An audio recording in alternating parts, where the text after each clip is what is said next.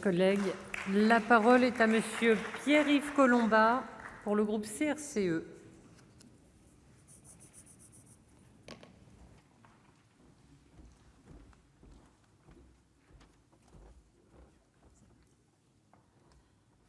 Bien, Madame la Présidente, Madame la Ministre, chers collègues, 4 ans, donc, tel fut le temps qui séparait le dépôt de cette proposition de loi de son premier examen au Sénat, un délai auquel donc on faudra ajouter 1 an avant qu'il soit inscrit à nouveau en première lecture à l'Assemblée nationale. À noter, entre-temps, ça a été signalé que la législation ayant évolué, le Sénat en première lecture a dû faire un peu le ménage. Au final, donc, la Chambre haute ayant adopté sans modification en seconde lecture le texte de l'Assemblée nationale, il ne reste plus qu'à attendre sa publication, donc à attendre encore un peu. À part ça, c'est le Parlement, comme vous savez, qui fait perdre du temps aux hardis réformateurs de l'exécutif. Pas le gouvernement, qui est pourtant, je croyais, maître tout-puissant du calendrier législatif. Donc on attendra le temps de la publication, on verra bien.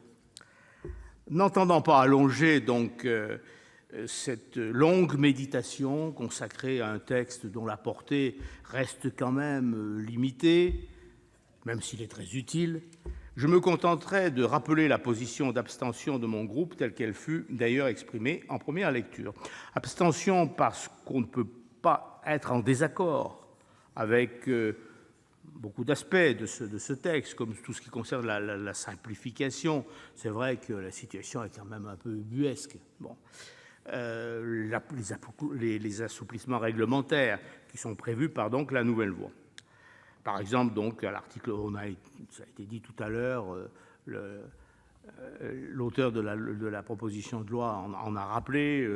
Bon, la nouvelle loi reprend donc...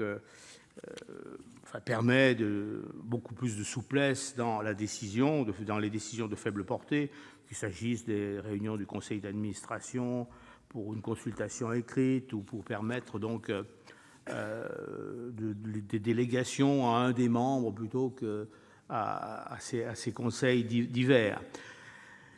Donc, pourquoi une abstention ? Eh bien, une abstention parce qu'à l'inverse, nous ne pensons pas que ce soit une bonne idée, aux articles 30 et 31, de réduire la durée de la période pendant laquelle il est interdit à une société de consentir des stock options. Je sais bien qu'il ne faut pas désespérer la City, ou aux salariés attributaires d'actions gratuites de les revendre.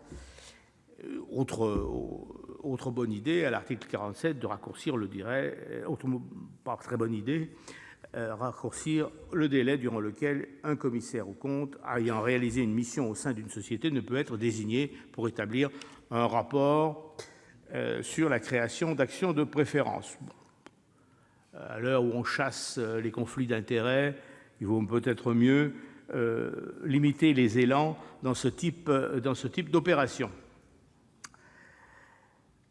Il ne nous semble pas non plus de bonne politique que la suppression de l'obligation triennale de soumettre à l'Assemblée générale une augmentation de capital réservée aux salariés. Donc voilà les raisons pour lesquelles nous ne voterons pas ce texte, mais nous nous abstiendrons. Une autre raison de s'abstenir, c'est aussi pour nous une façon de reconnaître, par-delà nos désaccords, la pertinence de l'initiative de notre collègue et la qualité du travail de notre rapporteur, ce que tout le monde a souligné, et on a eu raison de le faire. Je vous remercie.